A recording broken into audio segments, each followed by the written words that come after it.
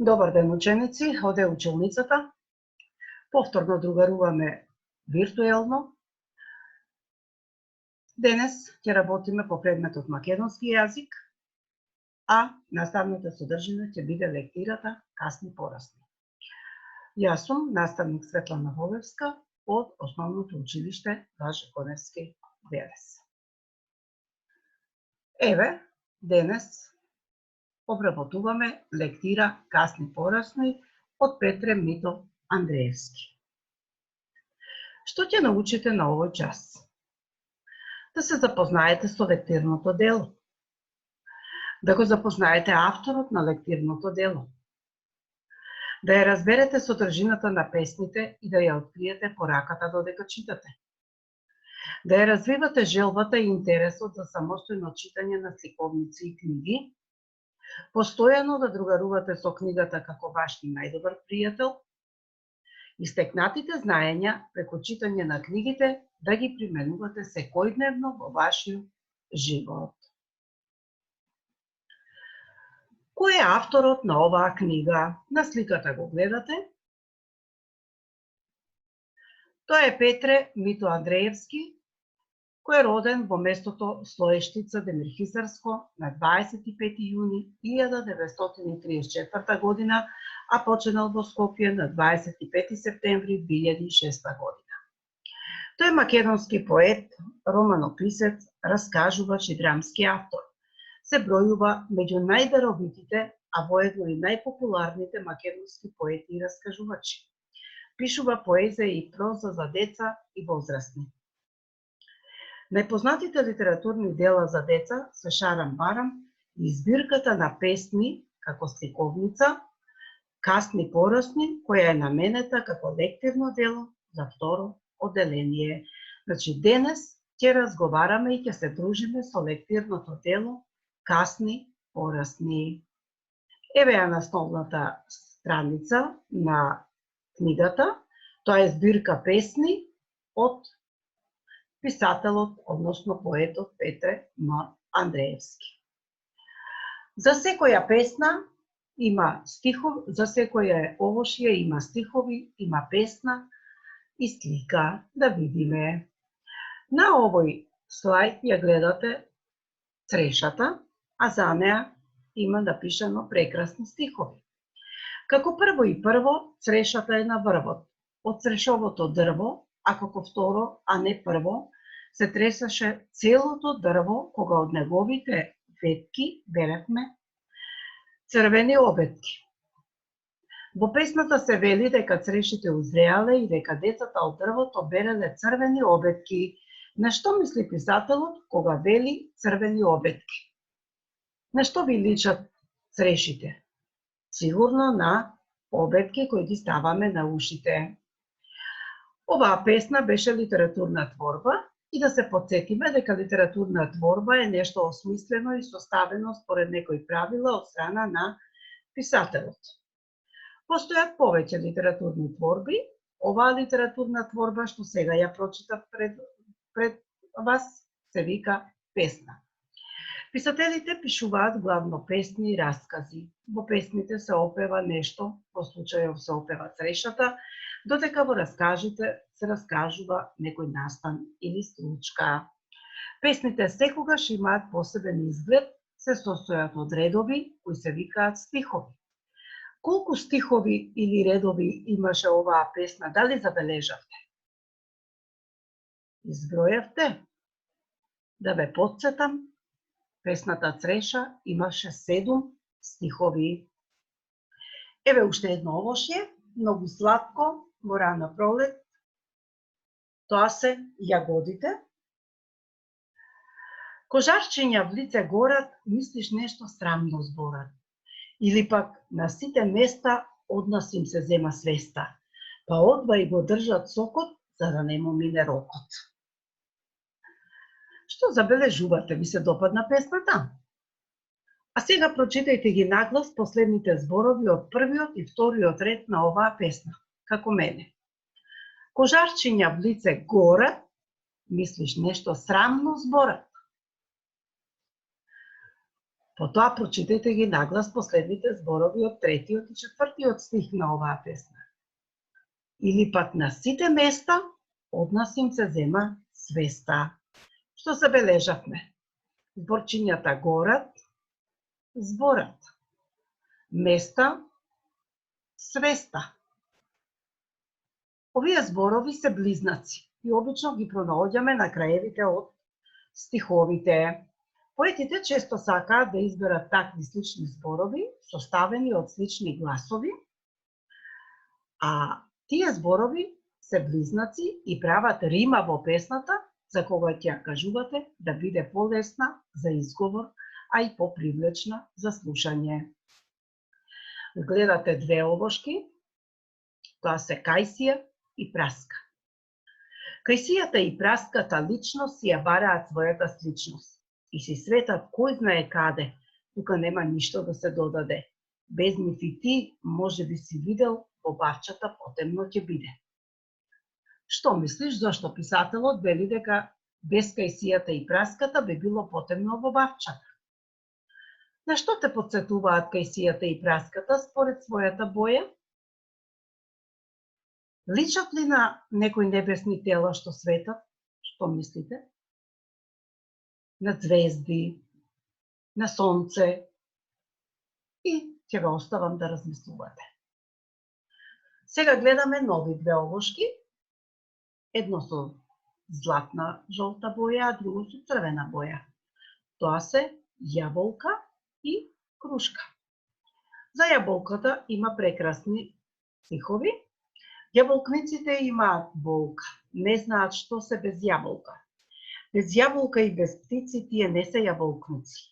Јаболката пак одред сите си се мислат на гранките. Што мислите? Што е јаболкница, а што е јаболка? Така, јаболкница е овошното дрво на кое растат јаболката, а јаболка се овошните плодови. Запомни дека не се вели килограм јаболки, туку килограм јаболка. Така е во македонскиот јазик. Сега ќе разговараме за крушата. Крушата е сочна, сладка, миризлива, убава, а има и прекрасни стихови за неа. Еве што ни напишал писателот. Крушата е чудна чаша. До врв полна сладка каша. Ене, една крена лежот да измери колку тежи. Кај нас велат, земи круша, рани душа да те слуша. Како го разбираш стихот, крушата е чудна чаша? Зошто написателот крушата му личи на чаша? Ти личи ли тебе на чаша според формата? Во секој случај, крушата повеќе личи на чаша отколку кајсијата, нели? Кајсијата има округла форма. Во песните многу често писателите споредуваат едно нешто со друго нешто слично. Кајсијата и праската на поетот му личат на сонце, на цвести, а јаготките на жарчиња. А сега еве крушата му личи на чаша. Гледате, бујна е фантазијата на писателите кога пишуваат. Но нека не те буни зборот поет и писател. Тоа е исто, само поетот пишува песни, а писателот пишува раскази. Една многу убава и прекрасна лубеница. Ах, таа лубеница, таа деница среде поле, ко негова реченица, дали има нешто повеќе што блажи? Не може со полна уста да се каже. Само една пчела остана да бучи, верувајќи дека друго ќе се случи. На нашиот поет лубеницата му личи на звезда Деница. Зошто? Звездата Деница е најсјајна звезда на небото, која во мугрите го навестува денот, односно изгревот на сонцето. Гледате, бојата е црвена, а внатре има црни сенки. Бојата на сонцето при изгревот личи на бојата на лубеницата кога ќе се пресече. На изгреј сонце, сонцето не е златно-жолто, туку е црвено. Едно прекрасно, убаво, полно со зрна овошје, а се вика грозје. Глеј, од лозата не вика, сака со нас да се слика, но над него пчели јато со прочуено минато. Се караат и се мират, првата ја пијат шира. Возрастните знаат, а треба да знаеш и ти, дете мило, од грозјето се прави сладок сок што се вика шира. Децата го пијат со задоволство, а од сокот ширата потоа во буриња се става и се прави вино. Него го пијат само возрастните. Прекрасен, убав плод, што се вика слива. Еј, сливата не е жива, ако некој ја прозива за компот, за сладко трајно или за нешто позначајно. Не знам зошто и е криво што влегува во нов живот, а вие по нејзиниот нов живот се сладите со компот, со сладко, со сок, со мармалад, джем и така натаму. А ова на што ви личи?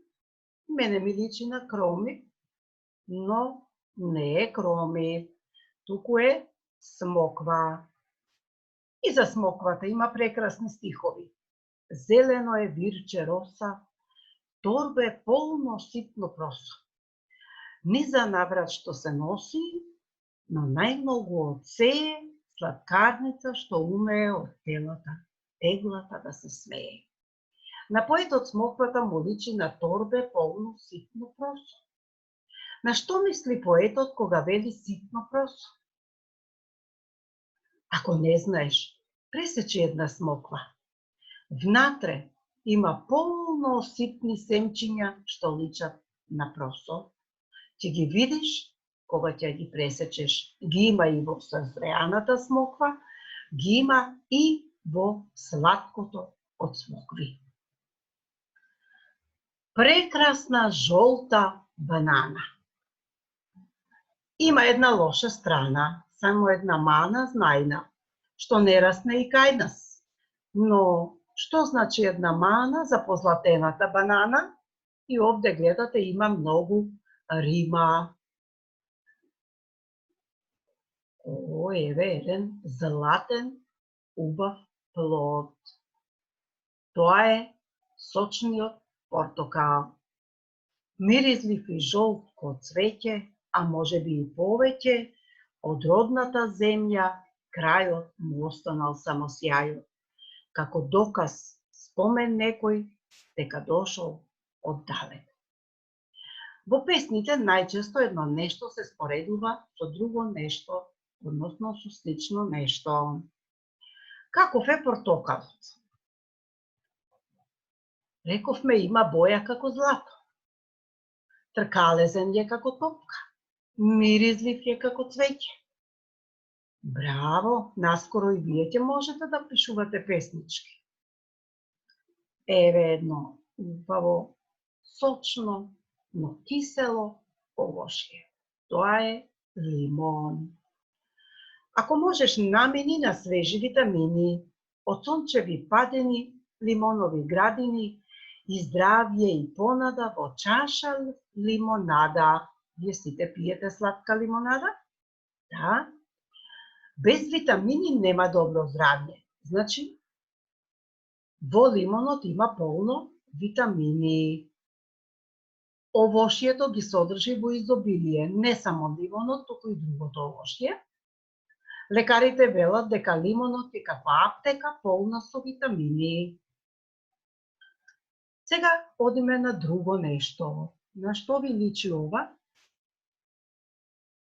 Има тврда кора, има внатре убава топка што личи на мозок и се вика орев, односно ореви.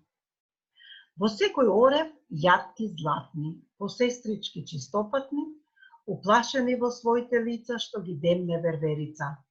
Уште не можат да сватат од кај паднале на патот. Прекрасно кафеаво овошје, кое што го јадеме по зимските вечери, се сладиме со најповиот сладок вкус кога врне снег. Да видиме, тоа се костени. Каква есен, не знам колку костени ни снесе. Сега надвор врне, снежи, а ним им гори, жежи. Си пукаат на печката гласно, како ништо да не им е јасно. А нас ни е јасно, јадеме вкусни, зрели, печени костени. А сега да видиме што научивме. Научивме дека книгата е збирка на песни за овошните плодови. Значи, книгата Касни порасни беше збирка на песни за овошните плодови. Научивме дека овошјето содржи витамини. Научивме дека за да бидеме здрави секој ден треба да јадеме разновидно овошје. Лекарите велат дека овошјето е извор на витамини важни за нашето здравје. А вие, драги деца, за домашна задача ќе имате да се препише една песна со вашето омилено овошје. Значи, во вашите тетрадки да препишете една песна со вашето омилено овошје, да ги наброите овошните плодови што се споменуваат во лектирата. Кое е твоето омилено овошје и каква боја има? Што содржи овошјето треба да одговорите? Што прават вашите мајки од овошните плодови? И на крајот напиши ја пораката од лектирата Касни порасни. Сигурно ја запамтивте и лекарите ни ја кажаа.